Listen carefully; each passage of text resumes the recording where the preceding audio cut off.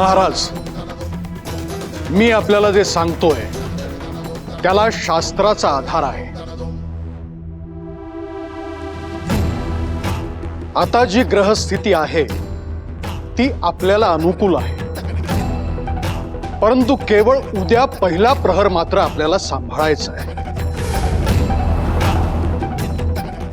त्यावेळेत कोणतंही महत्त्वाचं कार्य करायला नको। आपण कोणाशीही त्यावेळेत भेटायलाही नको, म्हणजे कोणता संघर्षही नको।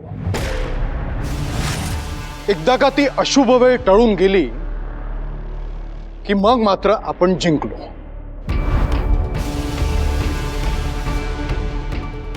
मग आपण ज्ञानसभा घ्या हवं तर। आताच डाउनलोड करा अल्ट्रा झकास मराठी OTT ॲप।